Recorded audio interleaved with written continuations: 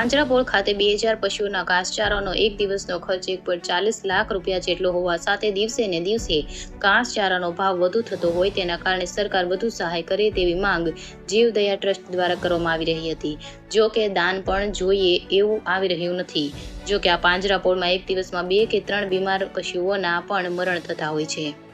પંચમહાલના ગોધરા પરવડી પાસે આવેલ દાહોદ મહીસાગર અને જિલ્લાની એકમાત્ર જીવ કલ્યાણ પાંજરાપોળ 8 એકરમાં આવેલ હોવા સાથે 2000 જેટલા પશુઓ અહીં છે। 3 જિલ્લાના પોલીસ કતલખાને જતા પશુઓને બચાવીને અહીં રાખવામાં આવતા હોય છે। અહીં પશુઓને જે ઘાસચારો ખવડાવવામાં આવી રહ્યો છે તેનો એક દિવસ ઘાસચારાનો ખર્ચ 1,40,000 રૂપિયા જેટલો હોવાથી પશુઓના ઘાસચારાનો ભાવ પણ હાલ છે તેના કરતાં આગામી દિવસોમાં આસમાને પહોંચી શકે તેવી શક્યતાઓના પગલે આ પાંજરાપોળને સરકાર વધુ સહાય કરે તેવી માંગ ટ્રસ્ટના પ્રમુખ કરી રહ્યા છે। જો કે દિવસ દરમિયાન બીમાર પશુઓ 2 થી 3 અહીં મરણ પામી રહ્યા છે। ગુજરાત રાજ્યની અહીં 3જા નંબરની પશુ હોસ્પિટલ પણ આવેલી હોય તેમાં પશુઓના ઓપરેશનથી લઈને જરૂરી સારવાર કરવામાં આવી રહી છે। પંચમહાલ દાહોદ મહીસાગર જિલ્લાની એકમાત્ર જીવ કલ્યાણ પાંજરાપોળ ગોધરાના પરવડી પાસે આવેલ છે। પોલીસ દ્વારા 3 જિલ્લામાંથી પકડી પાડેલ એવા પશુઓને જીવ કલ્યાણ પાંજરાપોળમાં છોડી મૂકવામાં આવે છે। હાલ આ પાંજરાપોળમાં 2000 થી વધુ પશુઓ છે। એક દિવસ પશુઓના ઘાસચારાનો ખર્ચ ₹1,40,000 જેટલો છે। પશુઓને ખવડાવવામાં આવતો ઘાસચારો હાલ ધોળકાથી વેચાતો મંગાવતા હોવા સાથે એક દિવસની 4 કે 5 ગાડી ઘાસચારાની મંગાવવામાં આવી રહી છે। જો કે સરકાર દ્વારા હાલ જે સહાય આપવામાં આવી રહી છે તેની સામે પશુનો ખર્ચ પણ વધારે છે। જ્યારે જીવદયા ટ્રસ્ટના પ્રમુખ જયંતિભાઈ શેઠ દ્વારા જણાવવામાં આવ્યું હતું કે એક દિવસનો એક પશુનો ખર્ચ રાજ્ય સરકાર 30 રૂપિયા આપતા હોય છે તેની જગ્યાએ 150 રૂપિયા જેટલો આપવામાં આવે તેવી માંગ કરી રહ્યા હતા। એક પશુ 17 થી 20 કિલો લીલું ઘાસ અને 5 થી 7 કિલો સૂકું ઘાસ ખાતું હોવા સાથે 50 લીટર પાણી પશુ પીતા હોય છે। જો કે આ જીવ કલ્યાણ પાંજરાપોળમાં દાતાઓનું દાન હાલ જરૂરિયાત મુજબ કરતા ઓછું આવવાના કારણે જીવદયા ટ્રસ્ટના સંચાલકો પણ મુશ્કેલીમાં મુકાઈ ગયા છે। હાલ પાંજરાપોળમાં એક દિવસમાં બીમાર પશુઓ 2 થી 3 મરણ પામતા હોય તેમજ જે હાલ પરિસ્થિતિ જોવા મળી રહી હોય તેને દેખતા આગામી દિવસોમાં પશુઓને ખવડાવવામાં આવતા ઘાસચારાની તંગી અહીં આવી શકે તો નવાઈ નહીં। આ પાંજરાપોળ ખાતે ગુજરાત રાજ્યની 3જા નંબરની પશુ હોસ્પિટલ આવેલી છે। 3 મહિના પહેલા 1 કરોડ કરતાં વધુ ખર્ચ બનાવવામાં આવી છે। આ પશુ હોસ્પિટલમાં ઓપરેશન થિયેટર, એક્સ-રે મશીન, લોહી ઝાડાની તપાસ માટેની લેબોરેટરી પણ આવેલી છે। પશુ સર્જન શૈલેષભાઈ પંચાલ દ્વારા 50 જેટલા પશુઓના ઓપરેશન કરવામાં આવવા સાથે 1 મહિનામાં 100 કરતાં વધુ પશુઓની જરૂરી સારવાર અહીં થતી હોય છે। જો કે આનો ખર્ચ પણ 1 મહિનાનું 3 થી 4 લાખ રૂપિયા થતો હોય છે।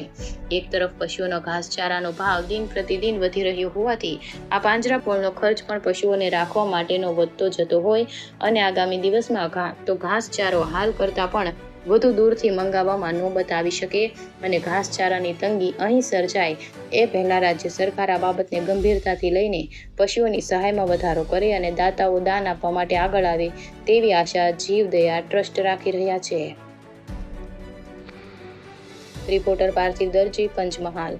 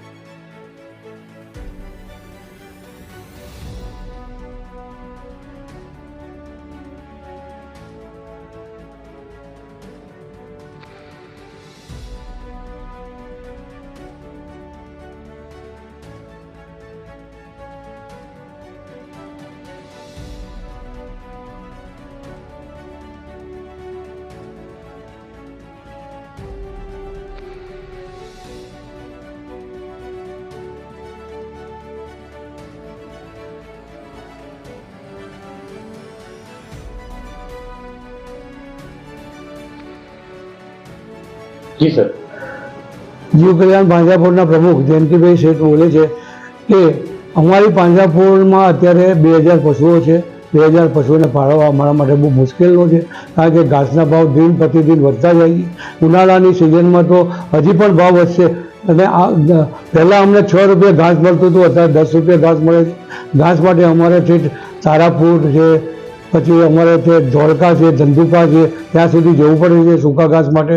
અને ઘાસની પરિસ્થિતિ દિન પ્રતિદિન બગડતી જાય છે. માટે અમે સરકારને એમ કહીએ છીએ કે અમને જે 30 રૂપિયા સહાય મળે છે એના માટે અમને 100-125 રૂપિયા સહાય મળે તો અમારું આ પૂરું થઈ શકે એવું છે. બાકી અત્યારે કોરોના પછી ઘણું દાન આવતું બંધ થઈ ગયું છે અને અમે દરેક દાતાઓને પણ વિનંતી કરીએ છીએ કે અમારે વારે આવો, અમને મદદ કરો. અમારા આ જે પશુઓ છે એને સાચવવા માટે અમને ઘણી મુશ્કેલી છે. માટે અમે તમને હાથ જોડીને વિનંતી કરીએ છીએ કે અમારે પણ સહાય કરો. આ પાંજરાપોળમાં એક જીવ કલ્યાણ પાંજરાપોળ સર્જિકલ હોસ્પિટલ આવેલી છે, જેમાં અત્યારે 3 મહિનાથી ચાલુ કરી છે.